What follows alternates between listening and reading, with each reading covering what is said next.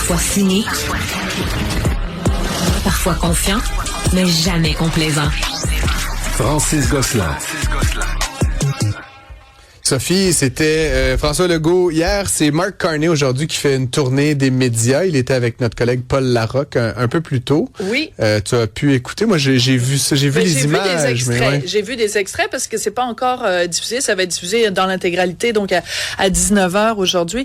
Et c'est drôlement intéressant parce qu'il y a une révélation absolument énorme, un scoop là à pu finir. Mark Carney est pas content de la qualité de son français. De son propre français, c'est bon. Non, mais je rigole parce que... Personne tombe en bas de sa chaise. Mais non, mais c'est parce que... bienvenue dans le club, Monsieur Carney. C'est comme le gars, il admet lui-même qu'il est pas satisfait de la qualité de son français. Mais nous non plus, Monsieur Carney. Et c'est quand même assez hallucinant parce que je sais pas si tu te rappelles, il y a quelques semaines de ça, il y a quelques mois de ça, il y a quelqu'un à Radio-Canada qui s'était amusé à calculer sur l'ensemble des discours que faisait le premier ministre Carney depuis, évidemment, qu'il est premier ministre, des discours aussi bien ici au pays qu'à l'étranger. Ouais. Et il y a seulement 17% des cas où il s'exprimait en français. Et il y a peut-être des gens qui disent, ouais, ben, tu sais, ça représente à peu près, plus ou moins, le poids démographique du Québec ouais. dans la fédération, dans la confédération, peut-être. Mais même si le poids est quand même plus important que 17%. Mais peu importe, c'est aussi un principe. Je sais pas si tu te souviens, bon, évidemment, Brian Mulroney, absolument exemplaire, et parlait en français, évidemment, impeccable, petit gars de Bécomo. Je suis très mauvaise pour imiter Monsieur Mulroney, mais on se souvient, par exemple, de Stephen Harper, qui se faisait, je sais pas si tu te souviens, un point d'honneur, lorsqu'il était à l'étranger, de commencer ses discours en français.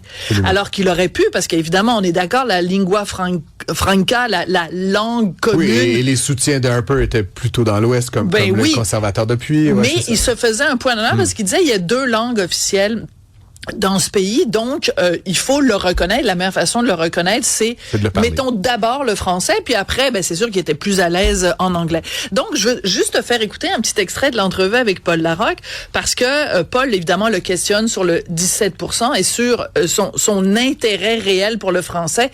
Tu vas voir la réponse alambiquée de notre premier ministre. Deuxièmement, c'est important de travailler en français dans les 2 langues officielles.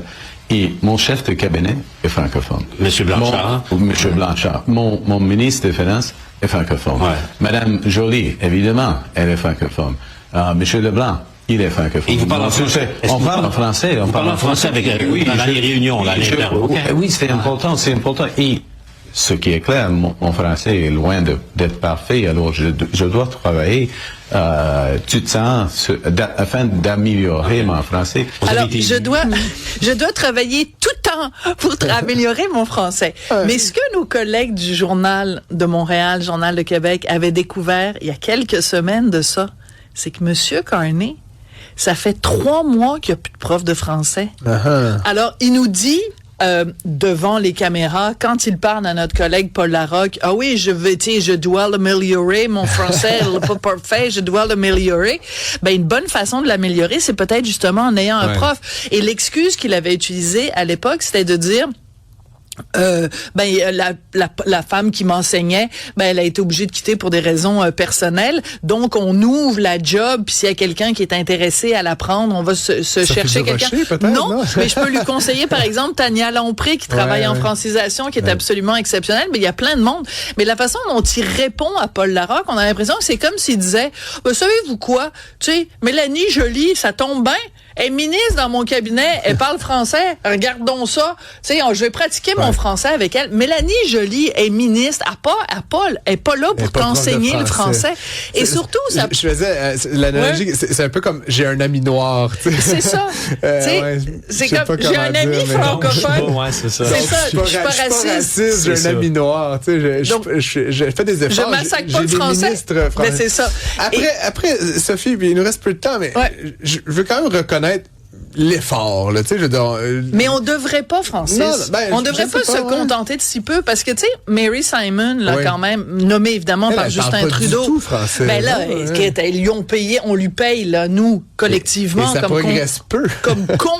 tribuable, assez con, merci, et très peu tribuable, on lui paye quand même des cours et ça progresse pas. C'est-à-dire qu'elle est même pas capable c'est ça. Puis, de donner une entrevue. d'Air Canada, là, Michael Rousseau, qui se vantait de pouvoir travailler sans jamais dire bonjour en français. Tu sais, c'est quand même insultant. Mais bref, je suis d'accord avec toi que le premier ministre du Canada devrait faire davantage d'efforts. Ce sont les deux langues officielles. Malheureusement, clairement, M. Carney semble avoir relégué ça aux oubliettes. Bref, on se retrouve demain, Sophie. Absolument. Durocher. Merci, Francis. C'est un plaisir de te rencontrer tous les jours. Évidemment, merci à toute l'équipe. On salue Olivier. Alexandre Moranville-Ouellette nous a quittés déjà. Je lui ai donné congé. Jean-Philippe, Sébastien, M. Chaloux est-il là? Oui, il est là. Merci et à demain.